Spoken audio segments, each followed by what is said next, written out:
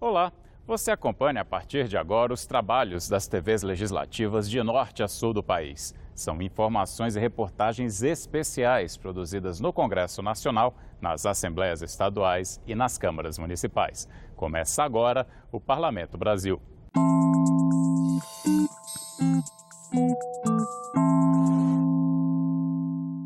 A concessão de incentivos fiscais é um artifício importante para os estados atraírem empresas para seus territórios, gerando muitos empregos e desenvolvendo a economia. O estado de Santa Catarina é um dos mais bem-sucedidos com a prática no país. É o que você vê nesta reportagem especial feita pela TV Assembleia de Santa Catarina. Confira. Pelo menos 2 vezes no mês, essa é a rotina da Jussara no supermercado.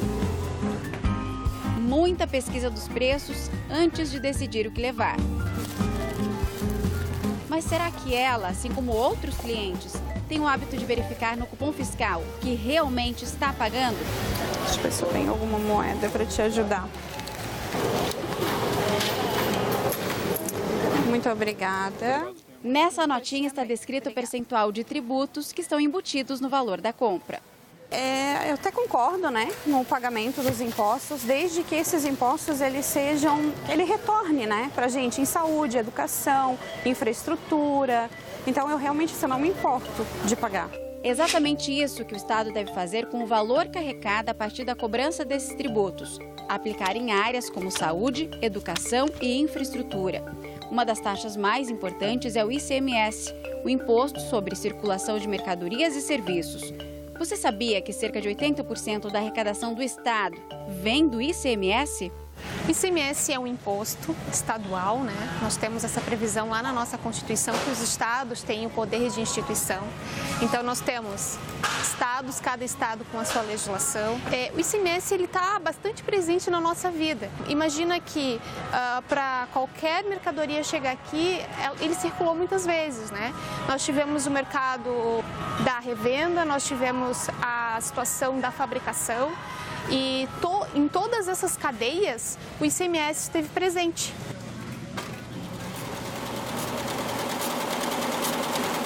Ao longo dos anos, o governo do estado abriu mão de parte do ICMS cobrado de empresas de vários segmentos. A prática é conhecida como benefício fiscal. O objetivo principal dessa medida é fazer a economia girar.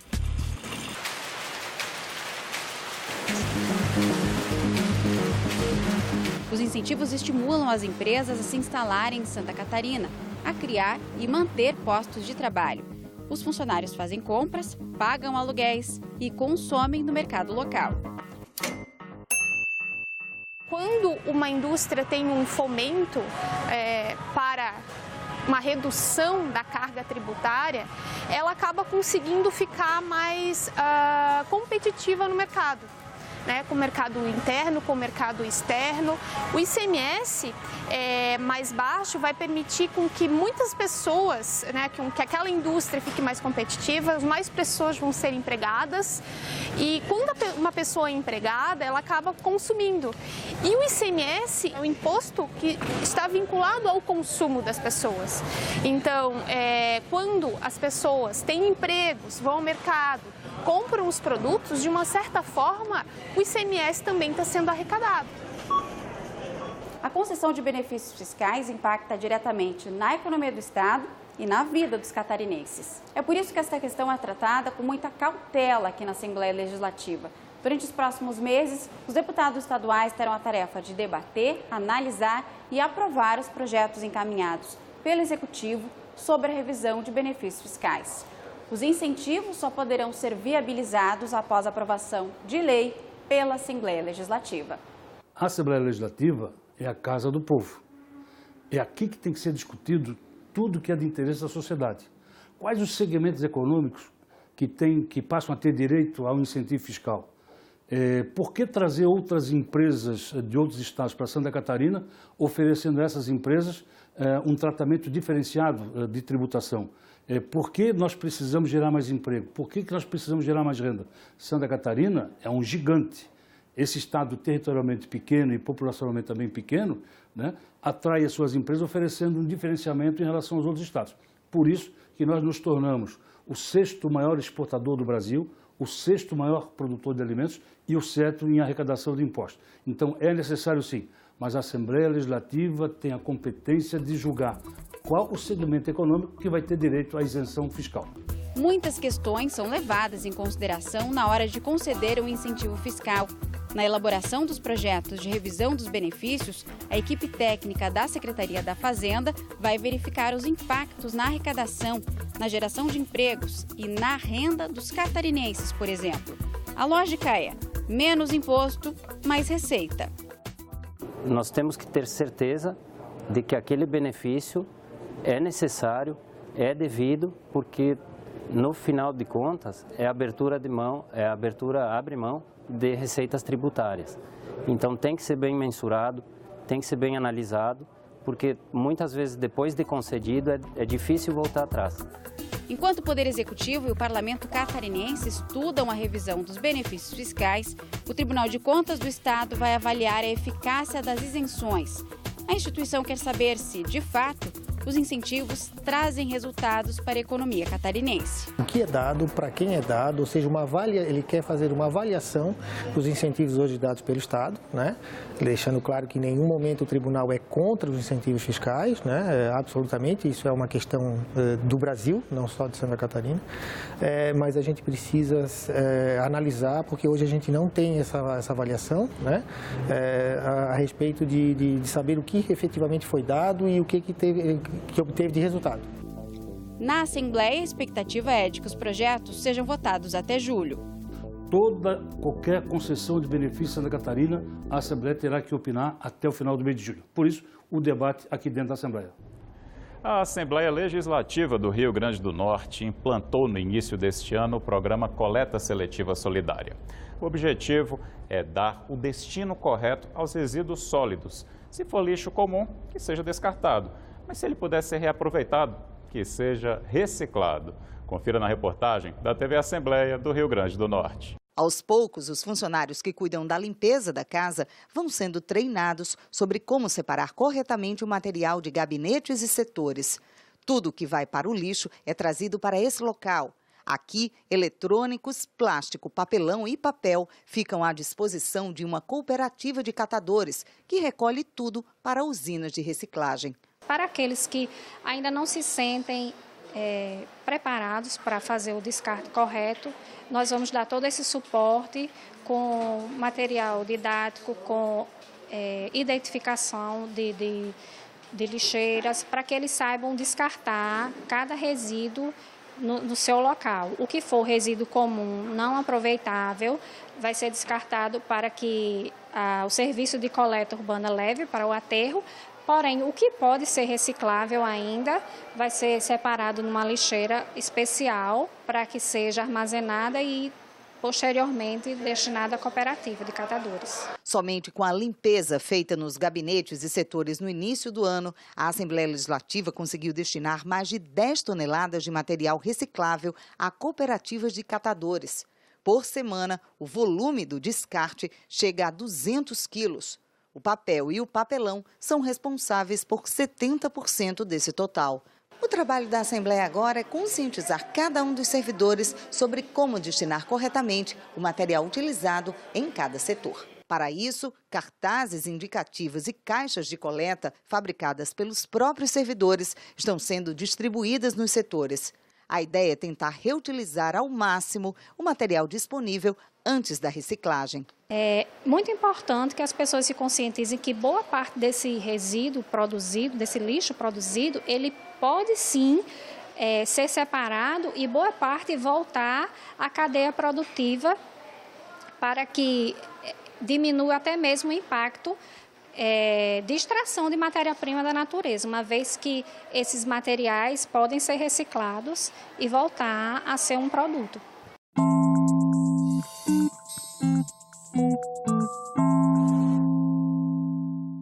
A Câmara dos Deputados criou um grupo de trabalho para analisar o pacote anticrime do ministro da Justiça, Sérgio Moro. Parlamentares e especialistas no setor de segurança pública se reúnem frequentemente para discutir a proposta, que ainda divide opiniões. Confira na reportagem da TV Câmara.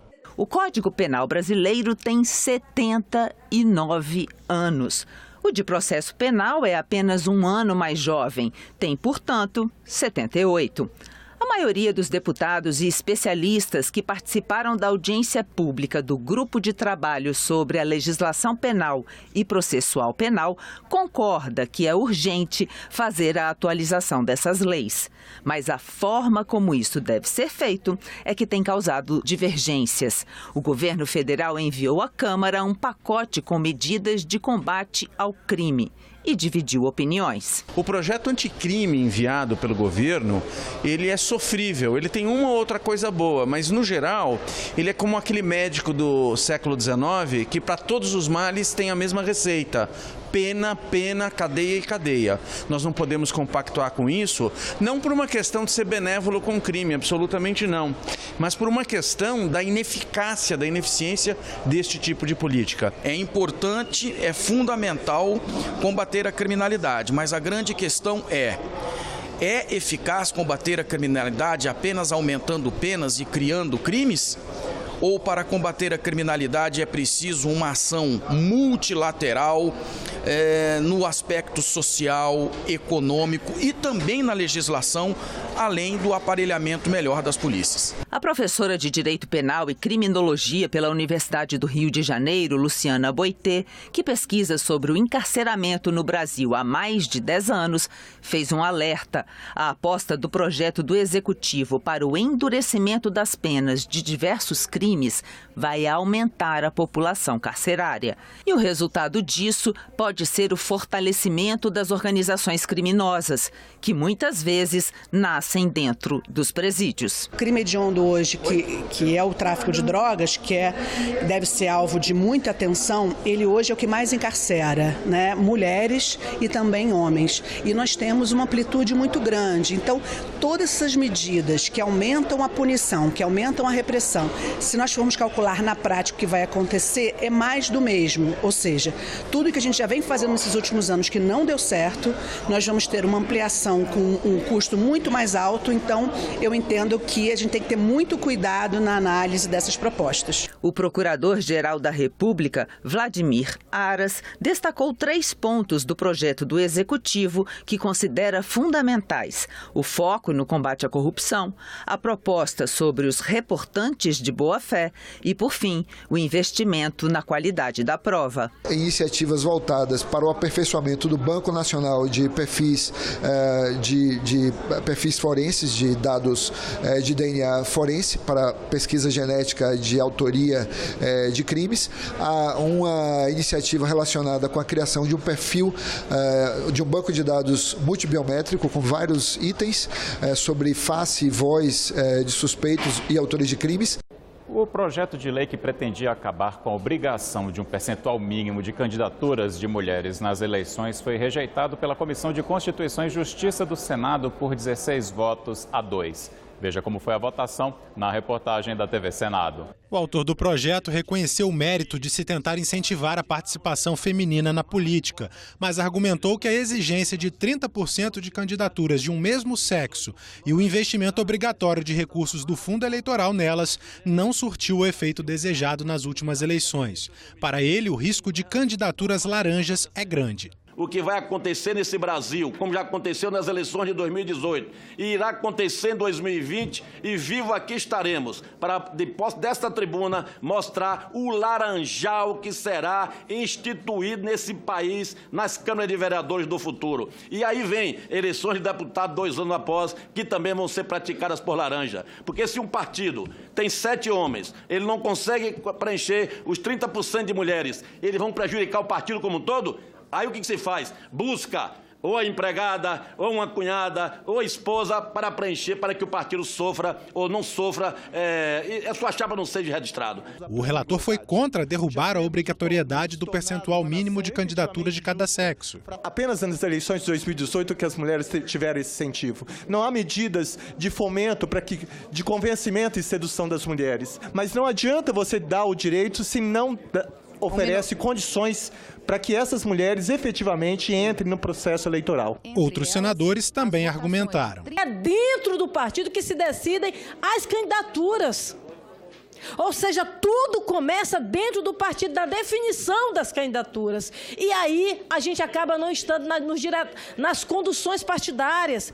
A mulher acaba ajeitando a mesa, colocando o cafezinho, fazendo a ambientação. Nós queremos o direito de estar aqui na proporcionalidade que nós mulheres existimos nessa sociedade e produzimos para ela. Houve um crescimento graças à lei da cota e a exigência dos 30% tempo de televisão e de recurso para a bancada feminina, houve um aumento de 50% do número de deputadas federais. Eram 49, hoje são 77. Isso fez com que nós, que estávamos no rodapé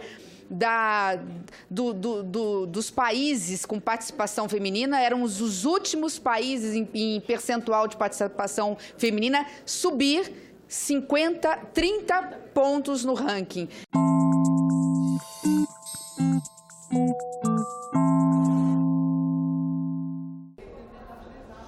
A arte como caminho para tratar e integrar crianças autistas. A TV Assembleia do Maranhão preparou uma reportagem especial sobre o 2 de abril, o Dia Mundial da Conscientização do Autismo. E é o destaque do quadro Vitrine de hoje. Confira.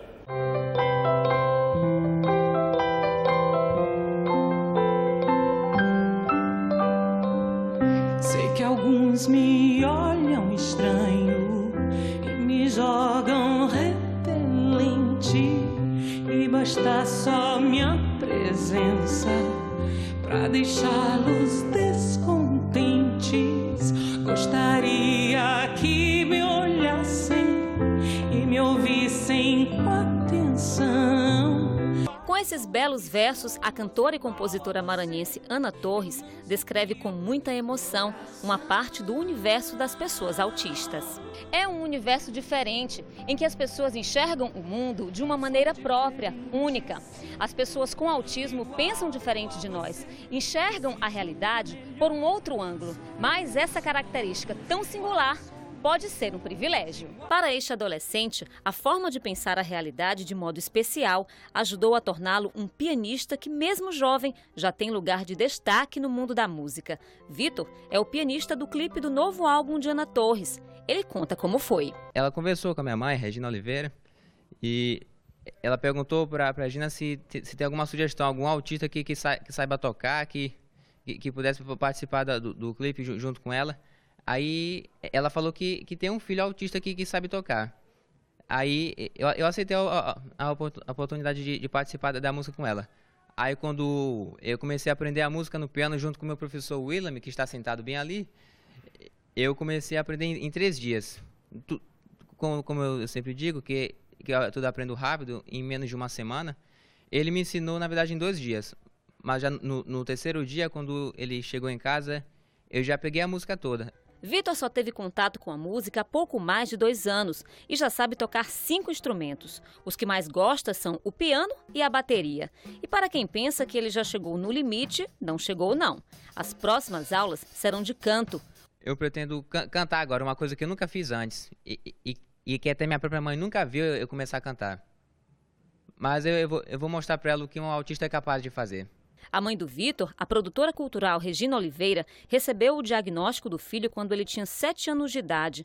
Desde então, ela dedica tempo de qualidade e deixa uma mensagem para os pais que convivem com a mesma situação. A gente tem que ter o olhar observador, o olhar de mãe e perceber o que aquela criança, quais são as suas potencialidades, por que ele envereda. Por exemplo, tem criança que gosta de arte.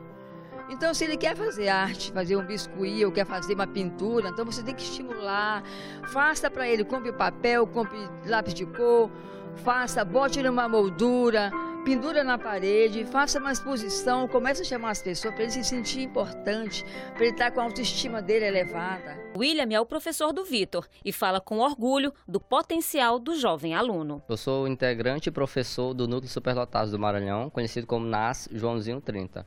E lá nós trabalhamos com alunos que possuem altas habilidades ou superdotação. E o Vitor, ele tem altas habilidades e ainda mais, ele possui inteligências múltiplas, né? Porque ele não só se desenvolveu em relação à música, como a artes plásticas, entre outras coisas que ele desenvolve. E assim, foi uma surpresa muito grande e um presente também maravilhoso para mim, estar cuidando desse jovem talento, esse jovem prodígio, né? As pessoas com TEA, transtorno do espectro autista, precisam conviver ao longo da vida com uma condição que afeta a forma como elas se comunicam e interagem com o mundo. Em São Luís, o Centro Especializado em Reabilitação, que fica no Olho d'Água, garante assistência em diversas áreas. Esta psicóloga diz que o transtorno pode comprometer habilidades de comunicação e interação, mas o autista tem uma maneira especial de ver o mundo e as intervenções devem ser feitas o mais cedo possível. Hoje, essa intervenção tem acontecido cada vez mais precoce, né? Até porque o rastreamento dos sinais está ocorrendo cada vez mais cedo.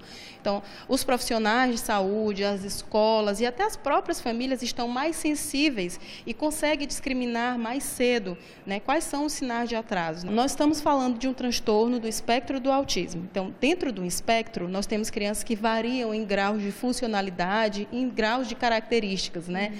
Então, pode ser que tenha crianças que sejam isso que você está falando, mais afetivas, ou pode ser que você encontre crianças dentro do transtorno do TEA que sejam mais sensíveis a esse contato social, né? Então, não tem uma característica específica que defina o TEA. Na Assembleia Legislativa, a deputada Thaís Ortegal apresentou um projeto de lei que prevê a criação da Clínica Escola do Autista, que proporcionará ensino individualizado para potencializar a socialização, aprimorar tratamentos, além de formar e capacitar profissionais. Esse projeto é a criação de uma clínica escola que a gente possa trabalhar em parceria com a Secretaria de Saúde e a Secretaria de Educação. Porque esse projeto ele visa o quê? O que é a base desse projeto? É trabalhar de uma maneira em que a gente possa colocar essas crianças em grupos para que elas consigam tirar a grande sinal, o grande sintoma que é a característica do autismo,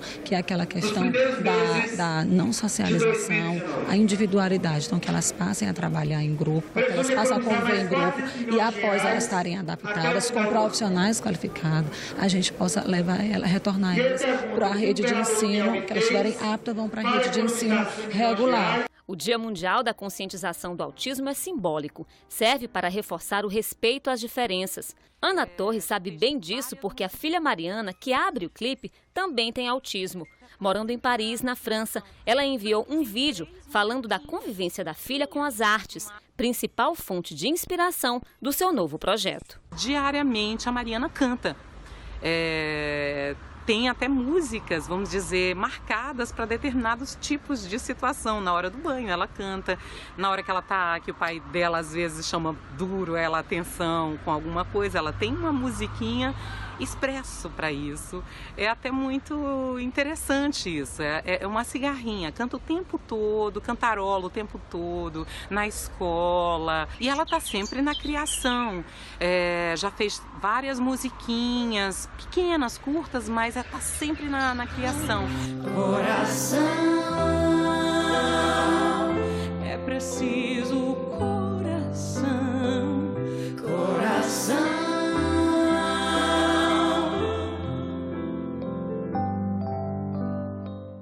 Ficamos por aqui. Você pode rever este ou outro programa no site da TV Senado, senado.leg.br/TV ou em nosso canal no YouTube. Muito obrigado pela companhia. Eu espero você no próximo Parlamento Brasil. Até lá!